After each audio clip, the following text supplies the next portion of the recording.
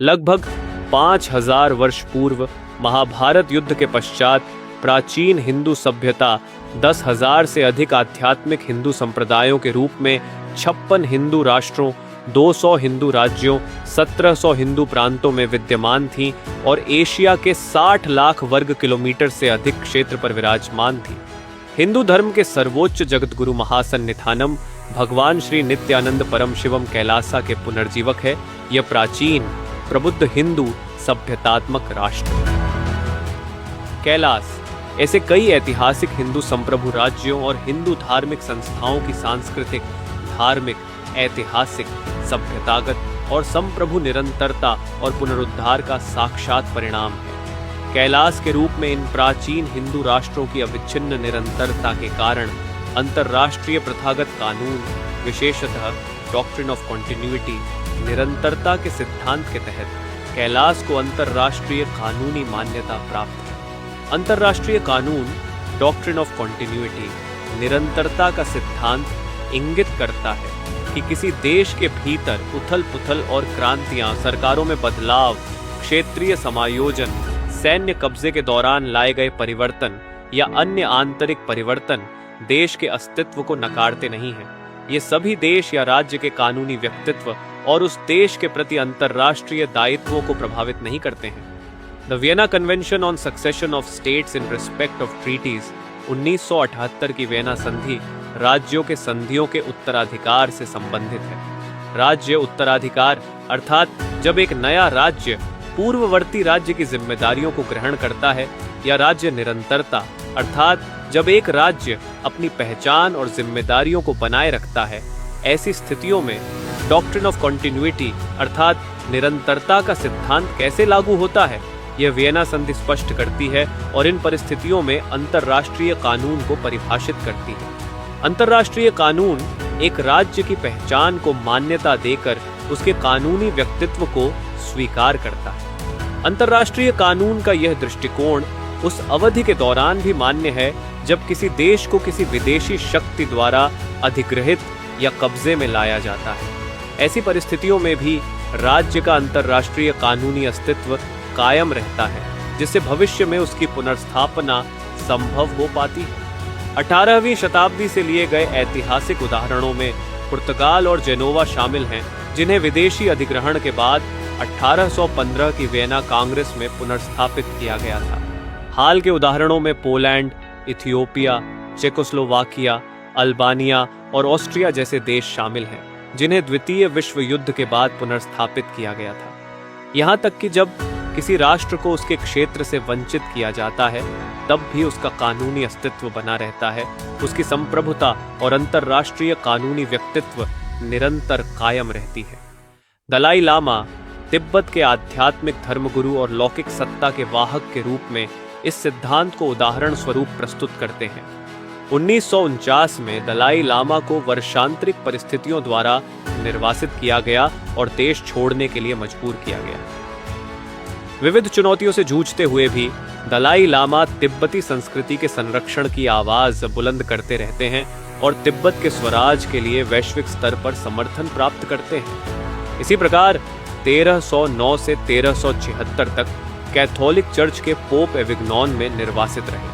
इसके बावजूद उन्हें राज्य के प्रमुख और चर्च के प्रमुख के रूप में मान्यता दी गई और रोम लौटने के बाद उनके पद के सभी विशेषाधिकार पुनर्स्थापित किए गए।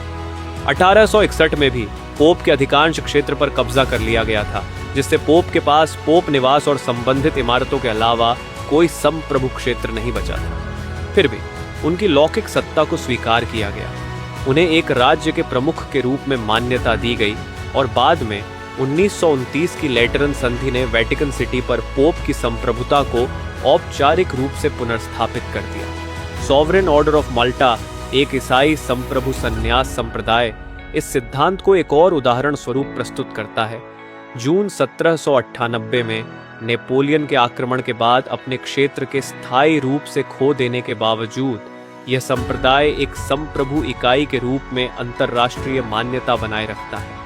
संप्रभु क्षेत्र को इस प्रकार खो देने के बावजूद सॉवरेन ऑर्डर ऑफ माल्टा संन्यास संप्रदाय की संप्रभुता और अंतर्राष्ट्रीय कानूनी व्यक्तित्व कायम है।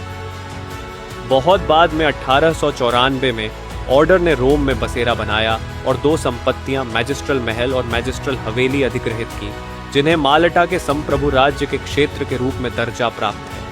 आज सॉवरेन ऑर्डर ऑफ माल्टा संन्यास संप्रदाय 112 देशों के साथ राजनयिक संबंध बनाए रखता है, अपने स्वयं के राजनयिक पासपोर्ट, मुद्रा, डाक टिकट और वाहन पंजीकरण प्लेट जारी करता है और संयुक्त राष्ट्र में पर्यवेक्षक का दर्जा प्राप्त करता है।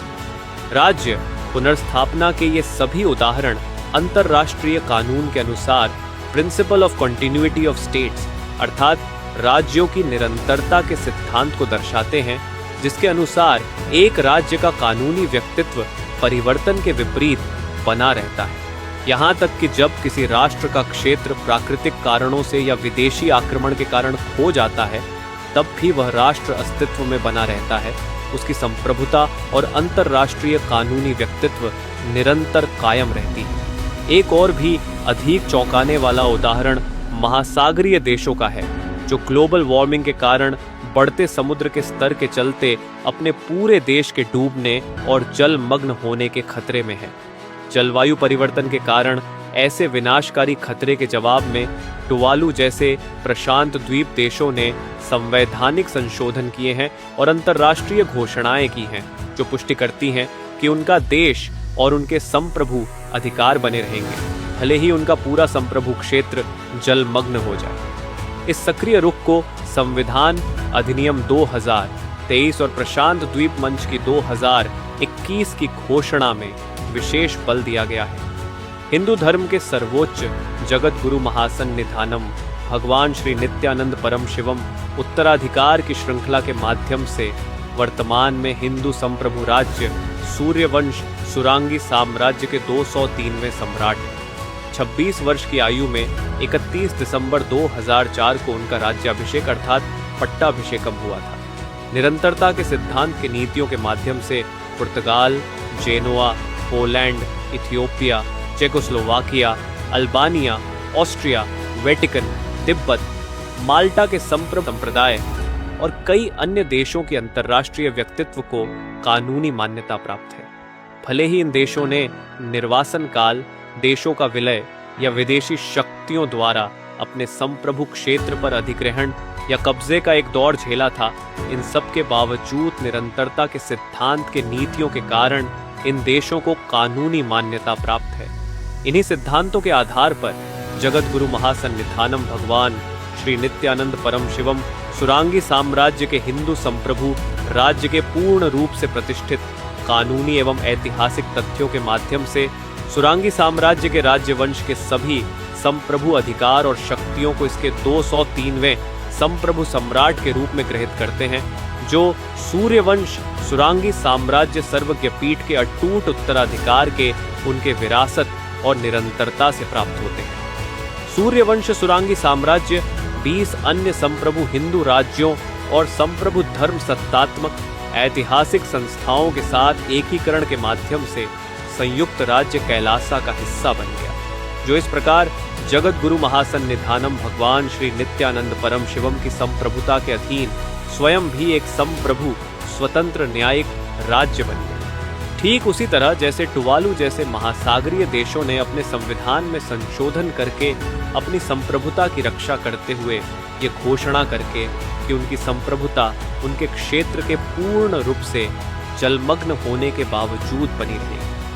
कैलासा, जो 21 संप्रभु हिंदू राज्यों और संप्रभु धर्म सत्तात्मक ऐतिहासिक संस्थाओं की एक संप्रभु निरंतरता है, वह जलमग्न हो चुके कुमरिकंडम हिंदू राष्ट्रों के निरंतर अस्तित्व को पुनर्जीवित करके बनाए रख रहा है। डॉक्ट्रिन ऑफ कंटिन्यूटी अर्थात निरंतरता के सिद्धांत के अनुसार इन तथ्यों से यह तात्पर्य निकलता है कि अंतर्राष्ट्रीय कानून कैलासा की राज्यता को मान्यता देता है और यह पूर्ण रूप से प्रतिष्ठित कानूनी एवं ऐतिहासिक तथ्यों का एक स्वाभाविक परिणाम है। कैलास का हिस्सा बने, अपना समय, प्रतिभा और संपन्नता से योगदान दें और ई-सिटीजन के रूप में साइन अप करें।